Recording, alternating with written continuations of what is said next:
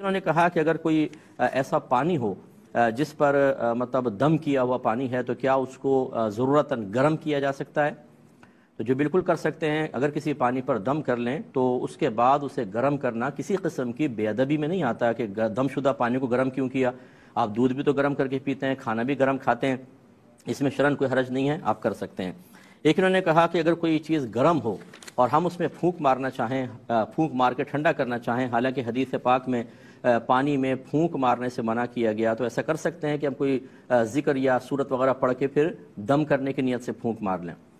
تو جی بالکل صحیح ہے، نبی کریم صلی اللہ علیہ وسلم نے جو پھونک مارنے سے منع فرمایا اس کو اگر عقلاً دیکھا جائے تو اسی لیے کہ کچھ بیکٹیریاز ہوتے ہیں جو فضا میں اڑ رہے ہوتے ہیں، اگر آپ پھونک ماریں گے تو آپ کے پھونک کے زور سے وہ پانی میں چلے جائیں گے۔ لیکن اگر آپ کوئی بابرکت چیز پڑھتے ہیں تو نبی کریم صلی اللہ علیہ وسلم کا خود کچھ پڑھ کر پانی پہ دم کرنا ثابت ہے۔ ویسے تو میرے آقا صلی اللہ علیہ وسلم کی پھونک مبارکہ میں تو ویسی برکت تھی، کوئی کیا چیز جاتی، لیکن ہم اس سے ایک نتیجہ اخذ کر سکتے ہیں کیونکہ جب ہم اس سنت کو پورا کریں گے اور دم کی پھونک ماریں گے تو پانی میں جائے گا، تو وہ تو نبی کریم کی پھونک تھی، ہماری پھونک تو اتنی بابرکت نہیں ہے، یعنی ایسی نہیں ہے کہ بیکٹیریا نہ آئے، لیکن امید ہے کہ سنت کی تکمیل کی برکت سے اللہ تعالیٰ ان جراثیم کو جو ہماری پھونک کے ذریعے پانی تک پہنچے یا چائے تک پہنچے انہیں ختم فرما دے گا اور ان کے مضر اثرات اس چائے کے اندر یا پانی کے اندر منتقل نہیں ہوں گے۔ تو کوئی ذکر کر کے جیسے بسم اللہ الرحمن الرحیم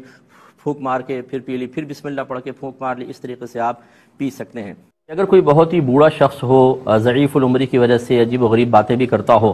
اور اسی حالت میں اگر کوئی کلمہ کفر بک دیتا ہے تو اپنے بوڑھے پن کی وجہ سے اب ان کو سمجھانا بھی بڑا مشکل ہوتا ہے، وہ سمجھنے کے لیے تیار نہیں ہوتے، تو ان کے لیے کیا حکم شرع ہوگا؟ دیکھیں اچھی طرح یاد رکھیں، عمر چاہے کیسی ہی ہو، اگر عقل سلامت ہے، ایک تو ہوتا ہے کہ عقل معاف ہو جانا، بہت ہی زیادہ بڑھاپے میں آ کر یاد نہ رہنا کہ میں نے کیا کہا،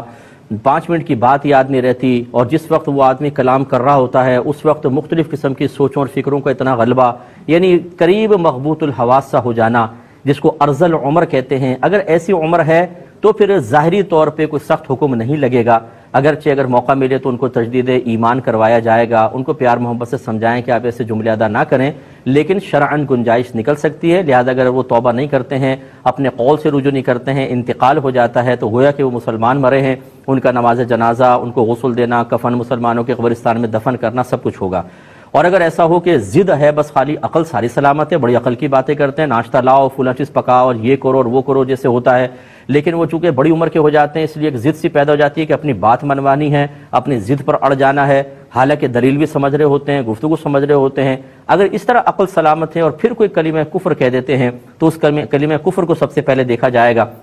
اگر تو ایسا کوئی جملہ کہہ دیا ہے، ایسی بات کہہ دی ہے جس کو صریح کفر کہتے ہیں، کفر صریح، جس کو کفر التزامی بھی کہا جاتا ہے،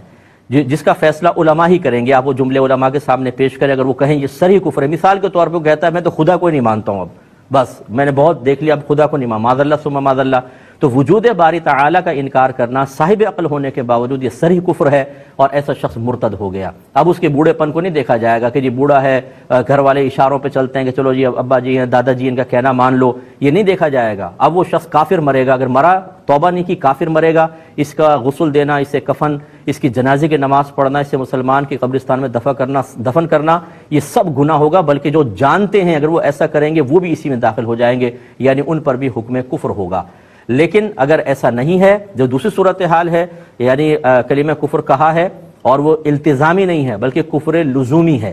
یہ جس کو فقہا کا کفر کہتے ہیں، علماء متکلمین جو یعنی عقیدے کو دلائل سے ثابت کرنے والے علماء ہیں، وہ کفر نہیں کہتے، بعض اوقات فقہا غیر کفر کو اس لیے کفر لکھ دیتے ہیں تاکہ لوگ اصل کفر تک نہ پہنچ جائیں، اسے کہتے ہیں کفر لزومی یا کفر غیر صریح۔ اس میں آدمی کافر نہیں ہوتا ہے لیکن احتیاطاً اس کو تجدید ایمان، تجدید نکاح کروانا ہوتا ہے۔ تو اگر آپ نے بعد میں معلوم کیا کہ جی ایسا کہہ کے فوت ہو گئے ہیں اور اب تو توبہ بھی نہیں کروا سکتے، تو اگر کسی عالم نے یا مفتی صاحب نے بتایا یہ کفر لزومی تھا، کفر التزامی نہیں تھا، کفر غیر صریح تھا، کفر صریح نہیں تھا، تو سمجھ لیں وہ مسلمان مرے ہیں، اب تمام مسلمانوں والے معاملات ہوں گے۔ تو گویا کہ بوڑھوں کی دو حالتیں، ذہنی کیفیات کے اعتبار سے، پھر جو کلمات کفر ادا کی ہیں ان کی دو صورتیں، پھر کوئی حکم شرع سے ہی نکلے گا، اس لیے اپنے پاس سے کوئی فیصلہ نہ کیا جائے، علماء سے رجوع کر کے اور پھر ہی کوئی حتمی فیصلہ ان کے بارے میں کیا جائے گا۔ پوچھا کہ جو آیات میں یا ایھا الناس کہا جاتا ہے کون لوگ مخاطب ہوتے ہیں؟ اس سے سب مخاطب ہوتے ہیں۔ الناس، ناس جو ہے وہ انسانوں کے لیے بولا جاتا ہے، جمع ہے، جتنے بھی انسان ہیں وہ سب یہاں مخاطب ہوں گے. اس میں کافر بھی ہوتے ہیں، مسلمان بھی، مرتد بھی اور مومن بھی، سب کے سب. اور انہوں نے کہا کہ یا ایھا الذین آمنو جب کہتے ہیں تو کون مخاطب ہوتے ہیں؟ دو گروہ ہوتے ہیں، مسلمان بھی ہو سکتے ہیں اور کافر بھی ہو سکتے ہیں. جیسے ایک آیت ہے یا ایھا الذین آمنو آمنو، اے ایمان والو ایمان لاؤ. تو یہاں اگر مسلمانوں کو مخاطب مانے تو اس کا مطلب یہ ہے کہ اے ایمان والو جو پہلے ایمان حاصل کر چکے اپنے ایمان کو مضبوط کرو. اگر اہل کتاب مراد لے، مفسرین نے فرمایا تو اس کا مطلب یہ ہوگا کہ اے وہ لوگ جو پہلے نبی پر ایمان لا چکے ہو اب ہمارے آخری نبی پر ایمان لاؤ. اور اگر کافر مخاطب کر لیا جائے، ان کا مخاطب کافر کو مانا جائے تو اس کا مطلب یہ ہوگا کہ اے بتوں پر ایمان لانے والو اب اللہ پر اور اس کے رسول پر ایمان لاؤ. تو اس میں بہت سے احتمالات ہو سکتے ہیں اور ناس سب کے لیے عام ہوتا ہے. بعض اوقات عورتیں خریداری وغیرہ کے لیے مارکیٹس میں جاتی ہیں اور وہاں پہ عورتوں کے لیے الگ جائے نماز بھی موجود ہوتی ہے. اس کے باوجود کیا کوئی عورت نقاب میں نماز ادا کر سکتی ہے یا نہیں؟ دیکھیں، فقہ حنفی کی روشنی میں اصلاً عورت کو نقاب میں نماز پڑھنا مکروہ تحریمی ہے، چہرہ کھولنا چاہیے. نقاب کرنا مکروہ تحریمی ہے. لیکن جب کسی ایسی جگہ پر عورت موجود ہو کہ نماز کا ٹائم بھی بڑا کلوز ہے، اس کو نماز بھی ادا کرنی ہے، اور اگر وہ چہرہ کھولتی ہے تو وہاں کچھ اس قسم کے لوگ ہیں کہ اگر چہرے پہ نگاہ پڑتی ہے تو ان کی طرف سے فتنے میں مبتلا ہونے کا اندیشہ ہے، کوئی اور عزت کا جان کا خطرہ موجود ہے، تو ایسی صورت میں شریعت اجازت دے گی کہ نقاب میں نماز ادا کر لیں. اور اگر اطراف میں لوگ موجود ہیں لیکن اس قسم کی نیت کے لوگ یا برے لوگ موجود نظر نہیں آ رہے ہیں تو پھر نقاب اتار کر ہی نماز ادا کی جائے گی. یہ وہاں ہے جہاں لوگ موجود ہوں. اور جیسے کہ سوال میں کہا گیا کہ عورتوں کی الگ ایک جائے نماز بنی ہوئی ہے اور غالباً پھر وہ پردے کے اندر ہی ہوگی کہ جہاں پر نگاہ پڑنے کا اندیشہ نہیں ہوگا، تو ایسی جگہ پھر نقاب کے بغیر پڑھنا ہی لازم ہوگا. کسی نے پوچھا تھا کہ کسی نے اپنا بچہ کسی کو دے دیا، جیسے مطلب خاندان میں کسی کو دیتے ہیں. اب جب وہ بچہ بڑا ہو گیا تو وہ گھر پہ جاتا ہے تو اس بچے کو اپنے والدین سے، دیگر بہن بھائیوں سے کھچاؤ سا محسوس ہوتا ہے، یعنی وہ اپنائیت اور پیار نہیں پیدا ہوتا. اسی طریقے سے جو والدین ہیں وہ جو گھر میں بچے تھے ان سے تو زیادہ اپنائیت سے بات کرتے ہیں، ان کا زیادہ خیال کرتے ہیں. یہ جو اپنا بچہ دوسرے کے پاس سے واپس آیا ہے اس سے کھچاؤ سا محسوس کرتے ہیں اور اتنی اپنائیت کا اظہار نہیں ہوتا. کیا حکم شرع ہوگا؟ دیکھیں، پہلی بات تو یہ کہ شریعت نے یہ نہیں کہا کہ آپ اپنے بچے کو کسی اور کو دے دیں. یتیم کی کفالت کا حکم ضرور ہے.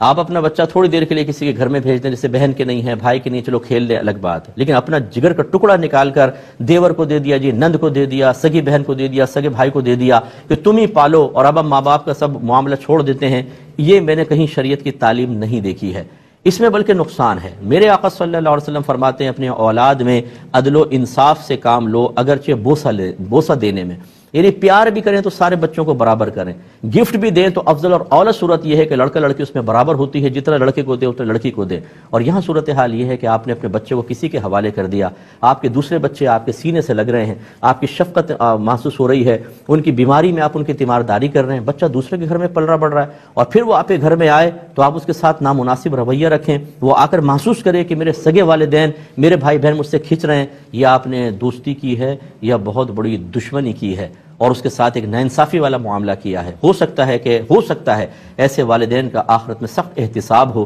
کہ تم نے اپنی محبت سے اپنے بچے کو کیسے محروم کیا تھا. چاہے بچہ کتنے عیش و آرام میں کسی جگہ رہ رہا ہو، لیکن جو ماں باپ کا پیار ہے، جو ماں کی آغوش ہے، جو باپ کا سینے سے لگانا ہے، اور جو ماں اور باپ کی مسلسل شفقت ہے، وہ کہیں پر بھی حاصل نہیں ہو سکتی ہے. اور ایسے بچے میں نے اکثر دیکھا احساس کمتری کا شکار رہتے ہیں اور ان کے دل میں پھر ماں باپ کی وہ عظمت باقی نہیں رہتی جو رہنی چاہیے، جو مطلوب شرع ہے. اچھا، پھر اس میں بعد میں نے یوں بھی دیکھا ہے کہ وہ بچہ اگر اجنبیت محسوس کر رہا ہے، تمہیں نہیں پتا کہ والدین کے حقوق کیا ہیں، تو آپ کو نہیں پتا تھا کہ اولاد کے حقوق کیا ہیں. اپنی اولاد کو کسی کے حوالے کر کے، اپنی شفقتوں سے محروم کر کے، اپنی عنایات سے آپ نے محروم کر کے اس کا حق ادا کیا ہے.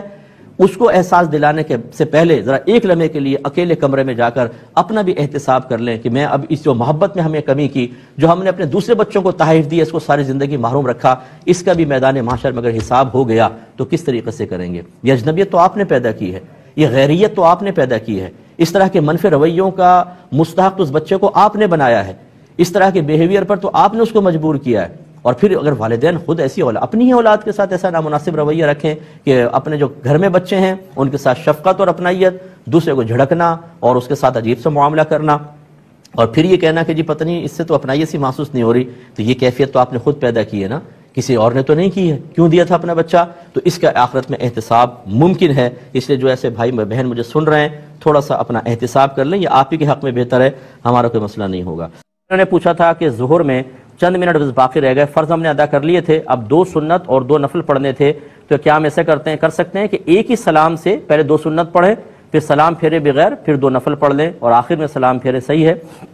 دیکھیں ایسا صحیح نہیں ہے، یقینی سی بات ہے کہ آپ نفل اور سنت دونوں کی ایک ساتھ نیت کریں گے تبھی تو ایک کنٹینیو نماز چلے گی۔ اور سنت موقدہ اور نفل کے اندر اگرچہ ویسے جب ہم نفل کہتے ہیں نا تو اس کا اطلاق ہوتا ہے فرض اور واجب کے علاوہ نماز پر، اس لیے کتاب النوافل کے اندر سنت موقدہ کا بھی مسئلہ لکھا ہوگا، غیر موقدہ کا بھی ہوگا، اور جس کو ہم نوافل کہتے ہیں اس کا بھی ہوگا۔ لیکن جب سنت موقدہ اور نوافل آپس میں مد مقابل آئیں گے تو نفل کو نفل کہتے ہیں اور سنت موقدہ کو سنت کہا جاتا ہے، اس کے لیے الگ الگ نیت کرنی ہوگی۔ لہٰذا آپ مختصر طریقے سے جو تخفیف والا طریقہ ہوتا ہے جس طرح قضا نماز ادا کرتے ہیں ویسے ادا کر لیں، یا سنت کو بالکل صحیح طریقے سے ادا کریں، نفل چھوڑ دیں اگر ٹائم نہیں ہے، نفل پڑھنا کوئی ضروری نہیں ہوتا، سنت موقدہ پڑھنا یہ زیادہ اہم ہے تو اس کو ادا کر لیں۔ پوچھا تھا کہ کیا عربی زبان قیامت تک جاری و ساری رہے گی؟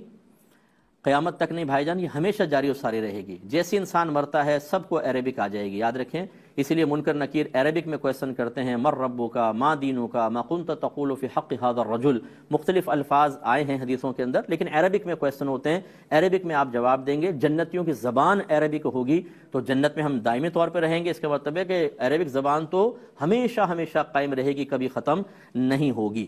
یہ کہتے ہیں کہ بچے نے پوچھا کہ کیا اگر کوئی شخص مسلسل علماء سے مسائل سیکھتا ہے اور سنتا رہتا ہے تو کیا وہ ایسا کر سکتا ہے کہ اگر کوئی کسی مسئلے کے بارے میں سوال کرے اور اس نے علماء سے سنا نہیں لیکن یہ اندازہ کر کے علماء نے یہ فرمایا تھا تو یہ ایسا ہی ہوگا، بتا سکتا ہے کہ نہیں؟ جیسے حالت روزہ میں مہندی لگانا شرعاً جائز ہے، اگر کسی نے کہا کہ بالوں کا کلر لگا لوں تو اس نے کہا کہ اس سے روزے میں کیا فرق پڑے گا، ٹھیک ہے لگا لیں، تو کیا حکم شرع ہوگا؟ دیکھیں یہاں تک تو یہ جو اس نے قیاس کیا، جو آپ نے مثال دی وہ بالکل ٹھیک تھی، اس میں کوئی حرج نہیں ہے، لیکن یہ کس بات کی کیا گارنٹی ہے کہ یہ غیر عالم جو علماء سے صرف سن کر، وہ بھی اصول نہیں جزیات سن کر تھوڑا بہت علم حاصل بلکہ معلومات حاصل کر چکا ہے، اس کا ہر قیاس درست ہوگا؟ ایک آدھ جگہ تکے کے صحیح لگ جانا شریعت یہ اجازت نہیں دیتی ہے کہ یہ باقاعدہ عالم بن بیٹھے اور قیاس کر کے بتائے۔ براہ راست جزی بتانا ایک غیر عالم کے لیے منع ہے، چہ جائے کہ جو مسئلہ ذہن میں نہ ہو کسی اور مسئلے پہ قیاس کر کے بتانا یہ اور زیادہ خطرناک ہے۔ یہ بالکل ایسے ہوگا جیسے آپ کسی ڈاکٹر کے پاس بیٹھے، اس نے 5-6 مریضوں کو دوائی دی، آپ نے دیکھ لیا کون سی مرض کی کون سی دوا ہے، آپ کے خاندان میں بیمار ہوا تو ڈاکٹر کے پاس جانے کے بجائے آپ نے کہا میں تمہیں دوائی دیتا ہوں، اور آپ نے اندازوں سے دوائیاں دینا شروع کر دیں تو انشاءاللہ قبرستان ہی آباد ہوگا۔ اسی طریقے سے یہاں پر ایمان خراب ہوگا۔ ہرگز کسی کو اجازت نہیں ہے کہ وہ براہ راست کوئی مسئلہ قیاس کر کے بتائے جب تک کہ کسی عالم سے باقاعدہ اصول فقہ نہ پڑھے، پھر فقہ کے مسائل اچھی طرح نہ سمجھے اور باقاعدہ علم حاصل نہ کر لے۔ میں بارہا سمجھاتا ہوں معلومات میں اور علم میں فرق ہے، ہم آپ کو معلومات دے رہے ہیں، علم نہیں سکھا رہے، یہ اچھی طرح یاد رکھیں۔ اس کا مطلب کیا ہے؟ علم کا مطلب ہوتا ہے چیز کو A to Z حاصل کرنا۔ مثلا آپ وضو کا علم حاصل کرنے کا مطلب A to Z، وضو کیا ہوتا ہے،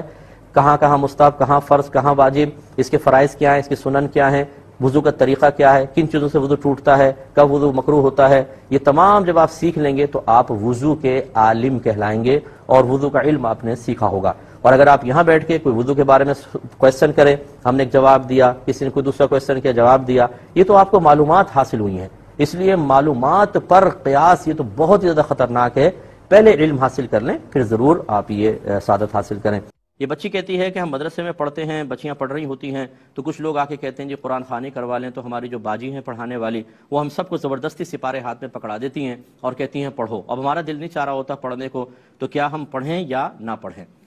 دیکھیں زبردستی باجی بھی نہیں کروا سکتی، قرآن خوانی کوئی واجب نہیں ہے، کوئی فرض نہیں ہے، لیکن یہ ہو سکتا ہے کہ وہ اس لیے کہتی ہوں کہ وہ ڈونیشن وغیرہ دیتے ہیں، ایسے لوگ جو قرآن خوانیاں کروا دیتے ہیں، مدرسے کو مالی امداد فراہم کرتے ہیں، تو اس میں بیٹا اگر آپ تھوڑا سا باجی کے ساتھ تعاون کر لیں کہ وہ مدرسہ چلا رہی ہوں گی، ان کو تھوڑی پرابلم ہوگی، بجلی کا بل دیگر چیزیں، تو اگر اس کو آپ کر لیں تو بیسٹ ہے۔ لیکن شرعی لحاظ سے اگر آپ کے ہاتھ میں سپارہ پکڑا بھی دیا جائے، آپ پہ کوئی واجب نہیں ہے اس سپارے کو پڑھنا، اور بے دلی کے ساتھ اور اتنی کوفت کے ساتھ پڑھنے میں تو ہو سکتا ہے کہ آپ بھی گناہ گار ہو جائیں اور جو زبردستی آپ کو پڑھوا رہا ہے اس کی طرف بھی گناہ کی نسبت ہو جائے۔ اس لیے میرا مشورہ یہ ہوگا کہ تھوڑا سا آپ یہ باجی کی جگہ اپنے آپ کو رکھ کر دیکھیں کہ بعض اوقات میں نے یہ دیکھا ہے کہ ادارے والوں کو مجبوراً کروانا پڑتا ہے۔ وجہ کیا ہوتی ہے؟ سامنے بڑا پاورفل ہوتا ہے، اگر اس کو منع کر دیں کہ بھائی ہمارے بچے نہیں پڑھ رہے تو ناراض ہو جاتے ہیں اور نقصان پہنچانے پر اتر آتے ہیں۔ تو کسی کے شر سے محفوظ رہنے کے لیے، کسی کے نقصان سے بچنے کے لیے، کچھ اللہ تبارک و تعالیٰ کے لیے دینی فائدہ حاصل کرنے کے لیے کہ ادارہ چلے،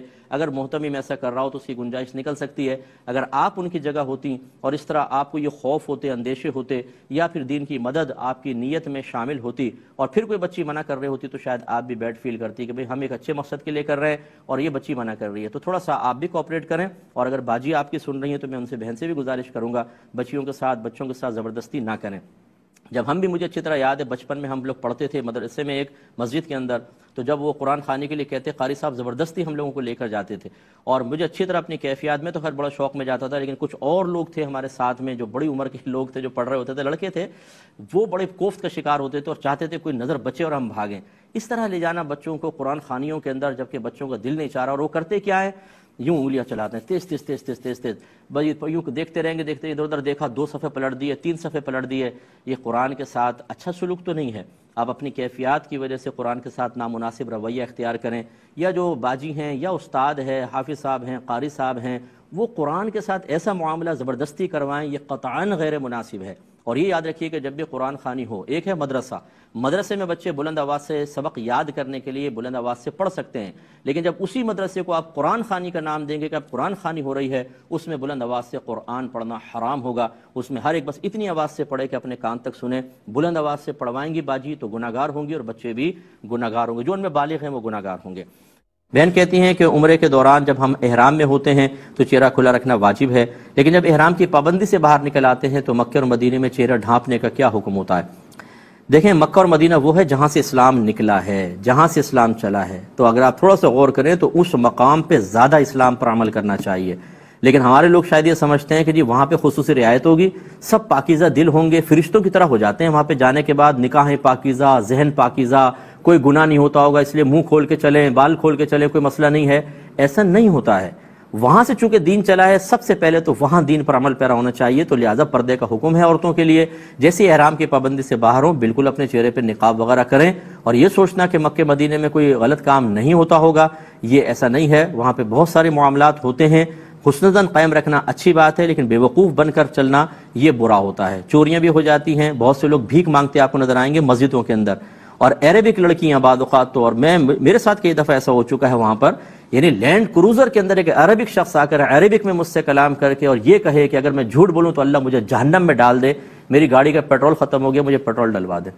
اور ایسا 2-3 نے کیا لینڈ کروزر کے اندر، کہ آپ شبہ ہی نہیں کر سکتے، وہ لینڈ کروزر بھی ایسی کہ اس کی سیٹ سے پنی بھی نہیں ہٹی تھی، بالکل نئی گاڑی جیسے آپ شو روم سے نکال کر لائیں۔ ایسے ایسے فراڈ اسی مقام پر ہو رہے ہیں، لیکن کوئی خوف خدا نہیں ہے۔ اللہ تعالی رحم فرمائے، تو بالکل اپنے چہرے کی آپ حفاظت کریں۔ یہ کہتے ہیں کہ کوئی عذاب، جہاں اللہ کا عذاب نازل ہوا ہو، اس جگہ کو دیکھنے کے لیے کئی میل دور تک جانا اور جا کر دیکھنا کیا حکم شرع ہوگا؟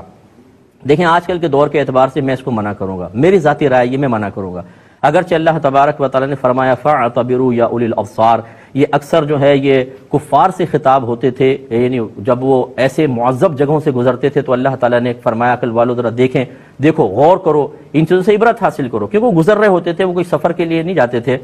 میں اسے کیوں منع کر رہا ہوں؟ اس لیے کہ آج مسلمان قرآن سننے کے لیے تیار نہیں، حدیث سننے کے لیے تیار نہیں۔ آپ اللہ تعالیٰ کے عذاب کی آیات سنائیے، جہنم کی کھیکی کھیکی کرتے رہتے ہیں۔ فجر کی نماز قضا ہو جائے، کبھی بھی میں نے افسوس کرتے ہوئے میری زندگی میں ایسا کوئی آدمی نہیں آیا کہ اس کا منہ بن گیا ہو چھوٹا سا، اسی کا 5000 روپے کا نوٹ گر جائے، اتنا سا منہ نکل آئے گا، کھانے کو دل نہیں چاہے گا، ناشتے کو سائیڈ میں کر دے گا، پریشان بیٹھا ہوا ہے، بار بار ادھر ادھر دیکھے گا، شاید 500 کا نوٹ یہاں پڑا نظر آ جائے، 5000 کا یہاں نظر آ جائے، وہاں نظر آ جائے، کیفیات ہی بدل جائے۔ یہ سفر کر کے جا رہا ہے کہ میں وہاں جاؤں اور دیکھوں کہ کیا عذاب نازل ہوا تھا، جسٹ فار انجوائمنٹ۔ شیطان بھی ہنستا ہوگا ایسے لوگوں پر کہ جا رہے ہیں وہاں پر، یہاں پر اللہ عبرت حاصل نہیں کر رہے، جنازوں میں ہنستے رہتے ہیں، قبروں پہ جا کے بیٹھ جاتے ہیں، گھر میں جنازہ ہوتا ہے وقتی طور پر روتے ہیں، 2 منٹ بعد یہ روٹی آتی ہے، کھانا آتا ہے تو ایسے ٹوٹ پڑتے ہیں بوٹیوں کے اوپر کہ مردہ بھی قبر میں کہتا ہوگا بھائی تو یہ کیا کر رہے ہو تم لوگ، اس سال ثواب چھوڑ کے تم لوگ بوٹیوں میں لگ گئے،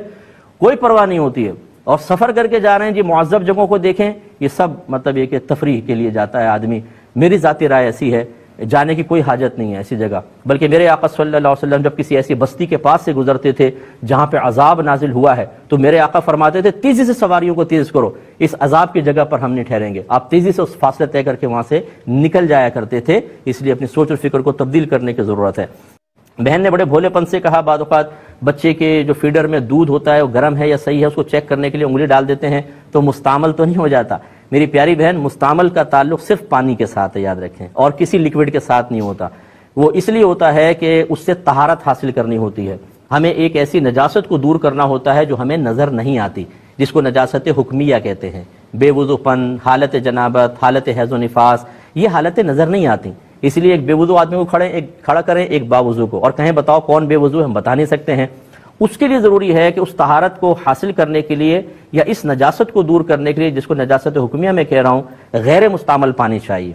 کیونکہ مستعمل پانی میں پہلے ہی آپ کے ہاتھ کی نجاست دھل کر چلی گئی، اس لیے اس سے طہارت نہیں ہو سکتی ہے. جبکہ دودھ وغیرہ کے اندر اس سے طہارت کو حاصل کرنے کو کوئی تعلق ہی نہیں ہے، لہٰذا پانی کے علاوہ جو لکوڈز ہیں اس کے اندر مستعمل یا غیر مستعمل کا کوئی تصور نہیں. آپ بالکل انگلی سے چیک کر سکتی ہیں. باقی میڈیکلی پوائنٹ آف ویو سے الگ بات ہے کہ آپ کی انگلی دھلی ہونی چاہیے، صاف ستھری ہو تاکہ جراثیم نہ پہنچ جائیں، وہ الگ چیز ہے. لیکن مستعمل غیر مستعمل کا تعلق دودھ وغیرہ کے ساتھ نہیں ہوتا ہے.